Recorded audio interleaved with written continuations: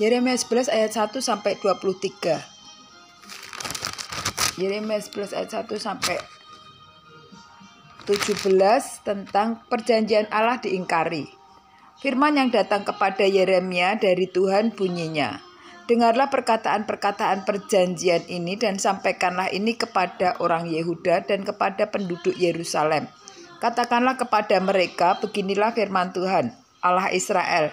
Terkutuklah orang yang tidak mendengarkan perkataan-perkataan perjanjian ini, yang telah kuperintahkan kepada nenek moyangmu pada waktu mereka kubawa keluar dari tanah Mesir, dari dapur peleburan besi, dengan berfirman, dengarkanlah suaraku dan lakukanlah segala apa yang kuperintahkan kepadamu, maka kamu akan menjadi umatku dan aku akan menjadi Allahmu, sehingga aku dapat menepati sumpah yang telah kuikrarkan kepada nenek moyangmu untuk memberikan kepada mereka tanah yang berlimpah-limpah susu dan madunya, seperti halnya pada waktu ini.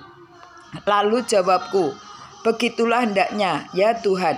Berfirmanlah Tuhan kepadaku, serukanlah segala perkataan ini di kota-kota Yehuda dan di jalan-jalan Yerusalem dengan mengatakan, dengarkanlah perkataan-perkataan perjanjian ini dan lakukanlah itu. Sebab aku sungguh-sungguh memperingatkan nenek moyangmu pada waktu aku menuntun mereka keluar dari tanah Mesir. Sampai pada waktu ini aku memperingatkan mereka terus-menerus, dengarkanlah suaraku. Tetapi mereka tidak mau mendengarkan ataupun memperhatikan, melainkan mereka masing-masing mengikuti kedegilan hatinya yang jahat. Maka aku telah mendatangkan ke atas mereka segala perkataan perjanjian ini yang telah kuperintahkan dipegang, tetapi mereka tidak memegangnya. Berfirmanlah Tuhan kepadaku, telah terdapat persepakatan jahat di antara orang Yehuda dan penduduk Yerusalem. Mereka sudah jatuh kembali kepada kesalahan nenek moyang mereka yang dahulu telah menolak mendengarkan firman-Ku. Mereka mengikuti Allah lain dan beribadah kepadanya. Kaum Israel dan kaum Yehuda telah mengingkari perjanjian-Ku yang telah kuikat dengan nenek moyang mereka. Sebab itu beginilah firman Tuhan, sesungguhnya aku mendatangkan ke atas mereka malapetaka yang tidak dapat mereka hindari. Dan apabila mereka berseru-seru kepadaku, maka aku tidak akan mendengarkan mereka. Dan biarpun kota-kota Yehuda dan penduduk Yerusalem pergi berseru-seru kepada para Allah yang mereka sembah dengan korban bakaran, tetapi Allah itu sama sekali tidak dapat menolong mereka pada waktu mereka ditimpa malapetaka.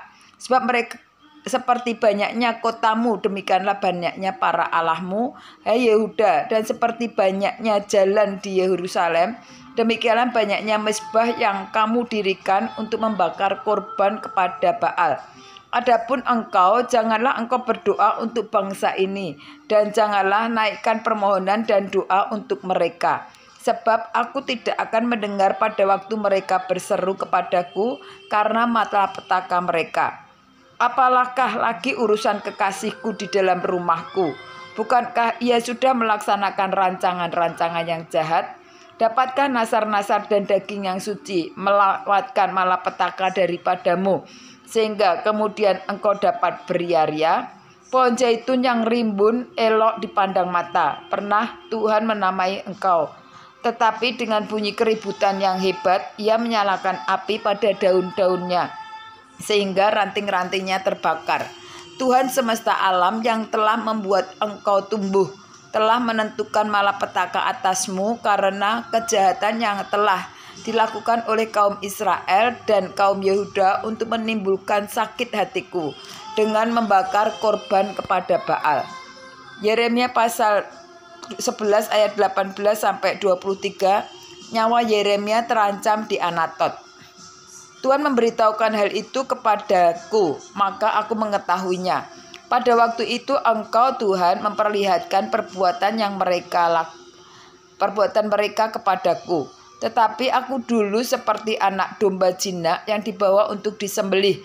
Aku tidak tahu bahwa mereka mengadakan persepakatan jahat terhadap aku. Marilah kita binasakan pohon ini dengan buah-buahnya.